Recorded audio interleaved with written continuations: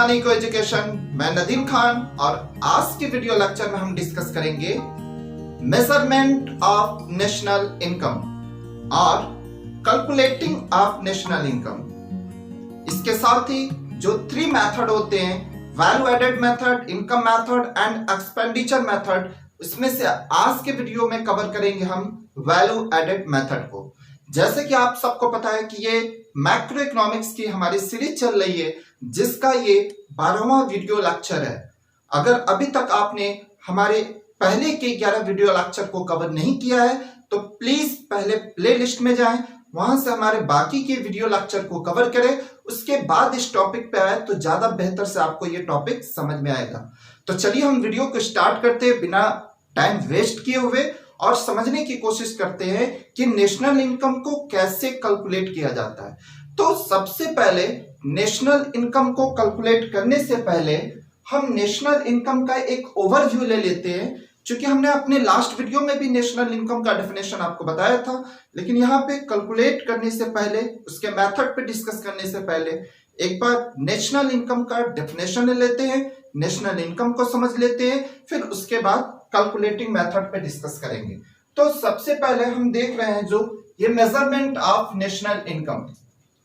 It means हमको यहाँ पे क्या करना है, नेशनल इनकम को मेजर करना है। तो पहले नेशनल इनकम को समझ लेते हैं। ऐसा हमने अपने लास्ट वीडियो में बहुत सारा डिस्कस किया है नेशनल इनकम पे। यहाँ पे सिर्फ एक ओवरव्यू लेंगे। National income is the sum total of production. ये टोटल प्रोडक्शन की बात करता है, किसका? Final goods and services. जो फाइनल गुड्स एंड सर्विसेज के टोटल प्रोडक्शन हुए किसके द्वारा? By normal resident. जो हमारे कंट्री के नॉर्मल रेजिडेंट है उनके द्वारा जो टोटल प्रोडक्शन हुआ है फाइनल गुड्स एंड सर्विसेज का, वो of a country, it means हमारी कंट्री या किसी भी कंट्री में होता है, ये फॉर्मूला लगता है, during the period of an accounting year. किसी एक अकाउंटिंग ईयर के दौरान, इट मींस इसे अकाउंटिंग ईयर बोलिए या फाइनेंशियल ईयर बोलिए। बहुत सिंपल वे में ये डेफिनेशन है कि किसी भी कंट्री के एक फाइनेंशियल ईयर, जिसे हम 1 अप्रैल से 31 मार्च तक काउंट करते हैं, तो उस एक फाइनेंशियल ईयर में उस कंट्री के, इट मींस हमारी कंट्री के जो नॉर्मल रेजिडेंट हैं उनके द्वारा total production of final goods and services का जो कैलकुलेशन होता है, मतलब वैल्यू में या मार्केट प्राइस पे, तो उस वैल्यू को ही हम अपने देश की नेशनल इनकम कहते हैं। बहुत सिंपल है, इसमें कोई बहुत ज्यादा बड़ी बात नहीं है, बहुत सिंपल सा ट्रिक है। नेशनल इनकम में 2-3 इंपॉर्टेंट बातें होती हैं, उन पे गौर करना। हम जो नेशनल इनकम में काउंट करते हैं वो फाइनल गुड्स एंड सर्विसेज को काउंट करते हैं, और जिसकी प्रोडक्शन को काउंट करते हैं वो किसके? Normal resident. जो हमारे कंट्री के नॉर्मल रेजिडेंट है, सिर्फ उन्हीं के द्वारा जो प्रोडक्शन किया गया है, वो चाहे हमारे डोमेस्टिक टेरिटरी में हो या आउट ऑफ डोमेस्टिक टेरिटरी हो।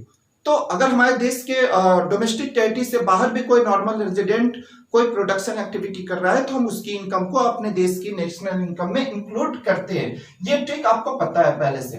तो 2 बात यहाँ पे, कुछ बातों को ध्यान देना है। पहला तो हम जो नेशनल इनकम में काउंट करते हैं वो फाइनल गुड्स एंड सर्विसेज को, और किसके द्वारा प्रोडक्शन किया गया हो, वो हमारे नॉर्मल रेजिडेंट के द्वारा प्रोडक्शन किया गया हो, और during the period of an accounting year, और 1 साल के अंदर जितना भी टोटल प्रोडक्शन होता है सिर्फ उसी को हम अपने नेशनल इनकम में काउंट करते हैं। तो ये तो था ओवरव्यू आपका नेशनल इनकम का। अब नेशनल इनकम की ये कैलकुलेट करने की एक बहुत बड़ी प्रक्रिया होती है हर कंट्री में, और ये इंपॉर्टेंट भी होता है, जिससे आपको ये पता चलता है कि ओवरऑल द ईयर हमारे कंट्री में या हमारे कंट्री के लोगों के द्वारा, जो हमारे देश के नॉर्मल रेजिडेंट है, टोटल कितना प्रोडक्शन किया गया है।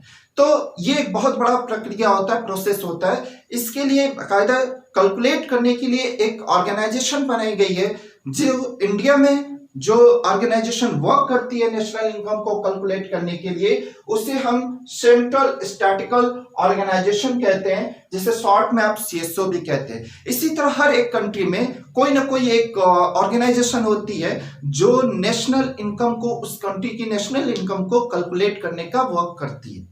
तो ये तो था अपने, ये याद रखिएगा trick. One marks optional question में ये इंपॉर्टेंट हो जाता है कि नेशनल इनकम किसके द्वारा, किस ऑर्गेनाइजेशन के द्वारा कैलकुलेट किया जाता है, तो वो सीएसओ है, सेंट्रल स्टैटिस्टिकल ऑर्गेनाइजेशन, जो इंडिया में नेशनल इनकम को कैलकुलेट करने का वर्क करती है।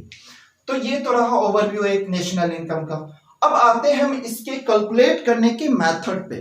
तो जो नेशनल इनकम को कैलकुलेट करने के जो मेथड होते हैं वो 3 होते हैं जनरली, और ये तीनों मेथड ही वर्किंग मेथड है, और इस तीनों मेथड से एक ही प्रोसेस, इट मींस एक ही वैल्यू फाइंड आउट होती है, चाहे आप किसी भी मेथड को यूज करें। तो यहाँ पे 3 मेथड कौन कौन से हैं? जो पहला मेथड होता है उसे हम वैल्यू एडेड मेथड कहते हैं।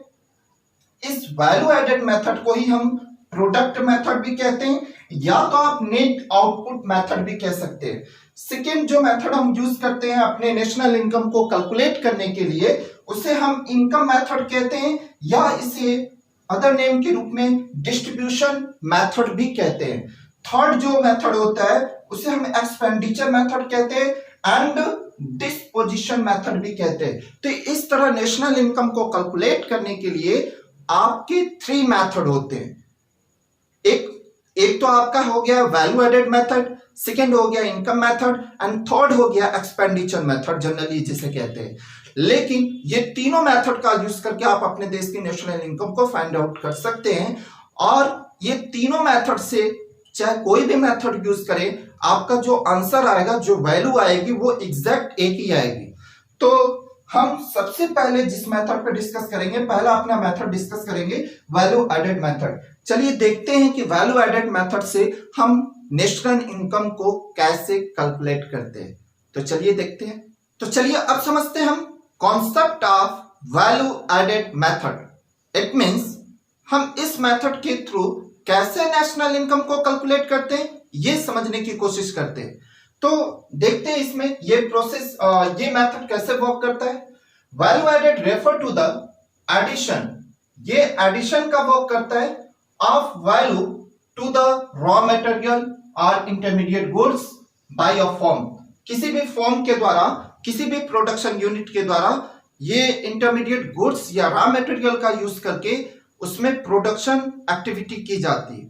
तो हम सिर्फ ये देखते हैं कि जो भी फर्म है उसने क्या इंटरमीडिएट गुड्स या रॉ मटेरियल का यूज किया है और उसने क्या प्रोडक्शन किया है, इन दोनों के बीच में कितनी वैल्यू का डिफरेंस है, और उस डिफरेंस को ही फाइंड आउट करके उस फर्म की वैल्यू फाइंड आउट हो जाती है। और ऐसे ही हमारे कंट्री में जितने भी सारे फर्म्स हैं उनके द्वारा ओवरऑल कितनी वैल्यू ऐड की गई है, ये फाइंड आउट कर लेते हैं हम, और हमें अपने कंट्री का डोमेस्टिक इनकम पता चल जाता है, और फिर उस डोमेस्टिक इनकम से हम नेशनल इनकम फाइंड आउट कर लेते हैं। तो ये बहुत ही इजी प्रोसेस है, इसे और डिफाइन करके हम समझते हैं। तो देखिए वैल्यू एडेड का जो मेथड वर्क करता है, पहले तो हम देखते हैं value of output. Suppose that मान लीजिए कोई एक फर्म है, जैसे कि आपका एक बेकरी एक फर्म है जो प्रोडक्शन एक्टिविटी करती है, तो उस बेकरी के द्वारा जो रॉ मटेरियल यूज किया गया है एज अ फ्लोर, और फिर उसके यूज करने के बाद उसने क्या ब्रेड के रूप में प्रोडक्शन किया है। तो हम टोटल उस बेकरी का देखेंगे कि पूरे साल में उसने कितना प्रोडक्शन किया है और उसने कितना इंटरमीडिएट कंजप्शन किया है, उसको माइनस कर देते हैं, तो हमें किसी एक फर्म का क्या मिल जाएगा कि ये पता चल जाएगा कि उसने थ्रू आउट द ईयर कितना वैल्यू एड किया है। बहुत सिंपल है, समझने की कोशिश करते हैं। ये तो पूरी कंट्री लेवल पे है, आप पहले एक फर्म को समझ लीजिए कि एक फर्म के द्वारा पूरे साल कितनी वैल्यू ऐड की गई है, वो हम फाइंड आउट कर लेंगे। फिर इसी तरह हमारे कंट्री रीजन में जितने भी सारे फर्म्स हैं उन सभी की वैल्यू को ऐड कर लेंगे, हमें अपने कंट्री का national income, it means domestic income मिलेगा, और फिर उससे हम नेशनल इनकम पे ट्रांसफर कर लेंगे।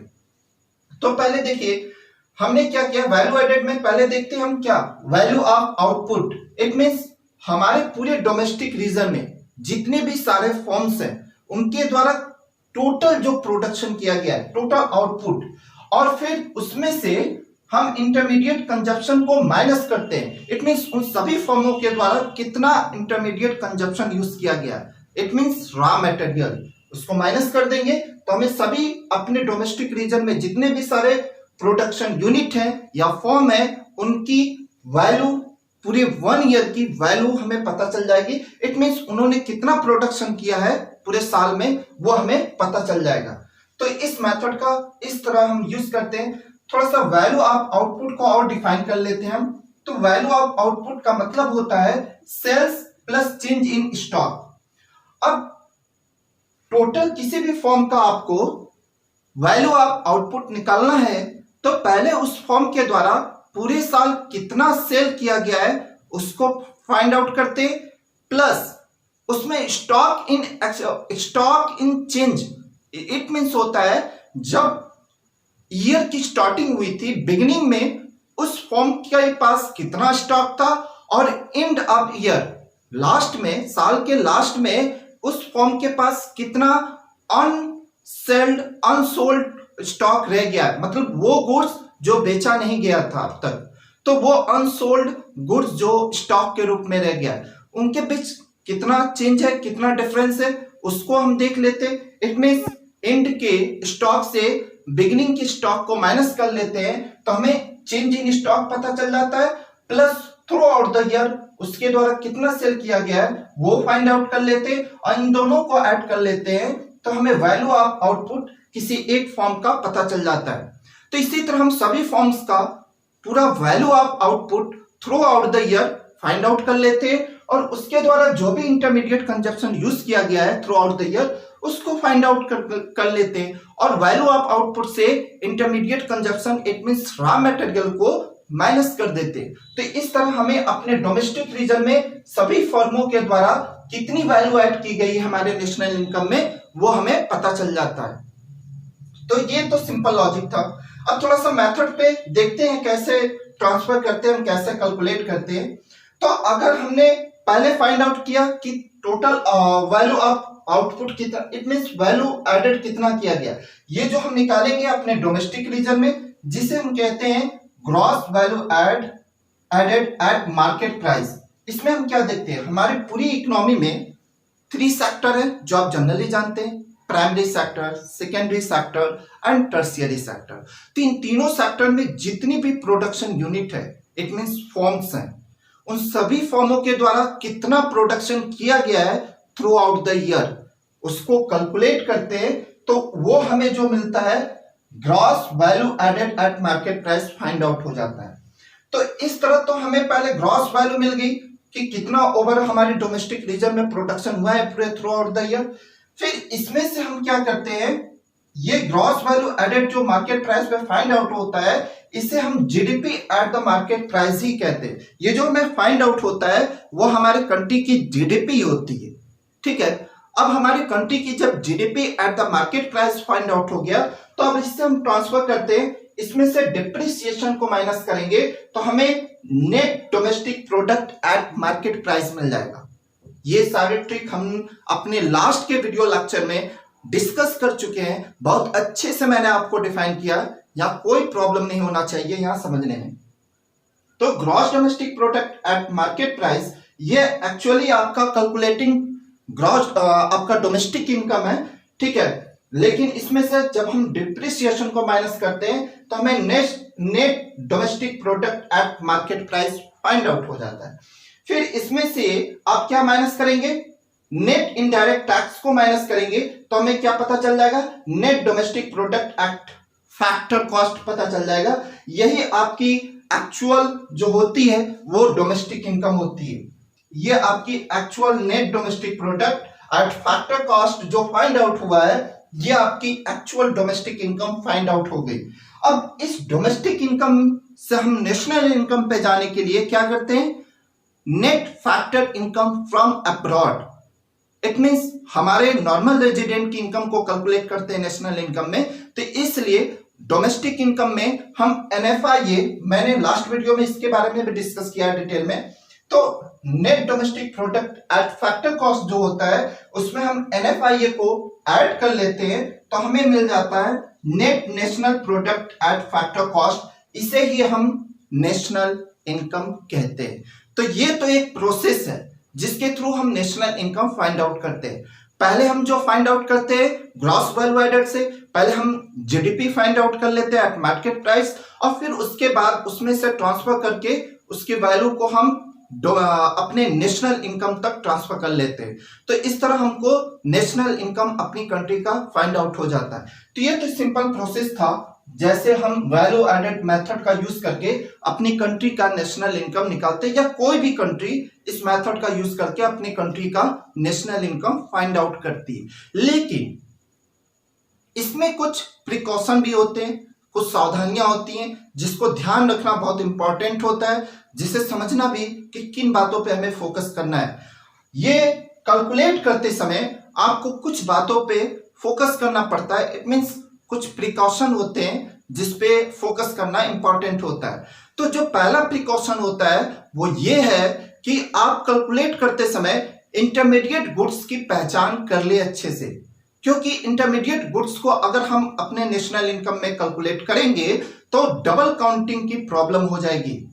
हम नेक्स्ट वीडियो में इसको डिटेल में बताएंगे आपको कि डबल काउंटिंग क्या होती है, ये इससे हमें क्यों बचना चाहिए।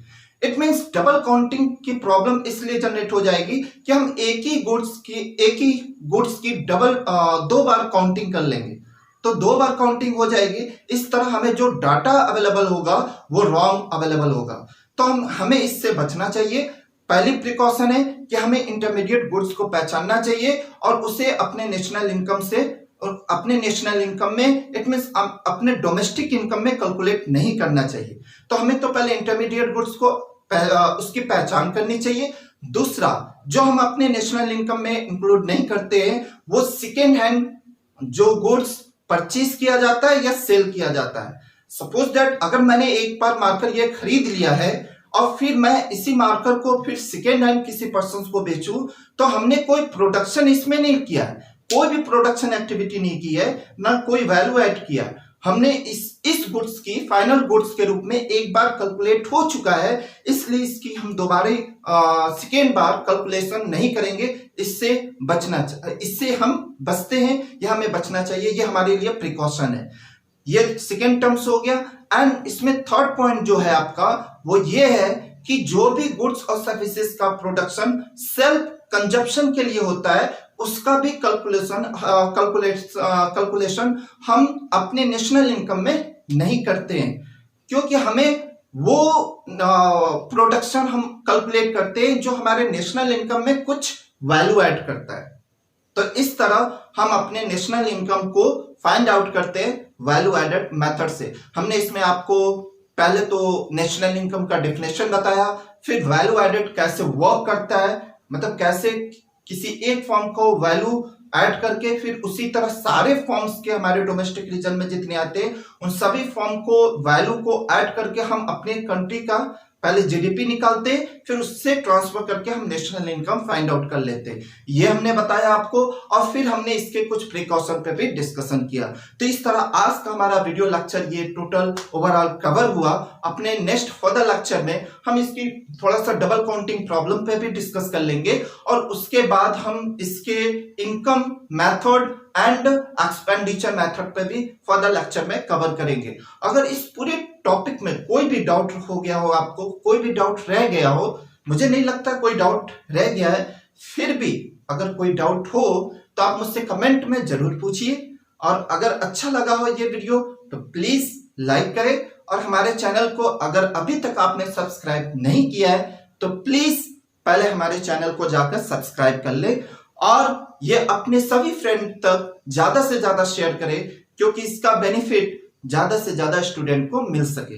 तो थैंक यू, अब तक जुड़े रहने के लिए thank you for watching this video.